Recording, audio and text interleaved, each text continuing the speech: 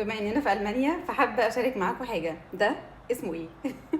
ده بالانجليزي اسمه سانتا كلاوس، الراجل اللي بيجيب الهدايا للاطفال اللي بيفرحهم ليله الكريسماس، يوم ليله 25.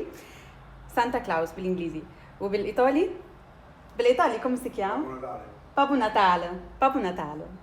وبالفرنساوي بابا نويل. بالالماني هو اسمه فايناختسمان. فايناختسمان، الراجل بتاع الكريسماس، ملوش اسم.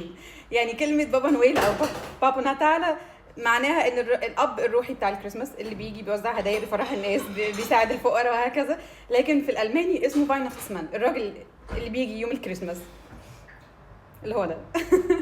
فالالماني عامه هي لغه نيوترال، يعني ايموشنالي هي نيوترال، هي على الحياد، مش لغه ايموشن، ما فيهاش عواطف، ما فيهاش مشاعر، ما فيهاش الحاجات اللي عندنا في اللغه المصريه او بالانجلش حتى مش موجود. فهم بالنسبه لهم ده مجرد فايناختسمان. Tradition from Finland, Santa Claus.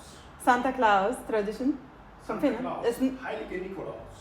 هايليجان نيكولاوس. اوكي. فهو ليه اسم، يعني ليه اسم وليه احترام وليه مكانه تقريبا في كل الكالتشرز التانية الا في الالماني. فاكتبوا لي في البلد اللي انتوا فيها بتسموه ايه، يعني احب اعرف. بس كده، تشاو.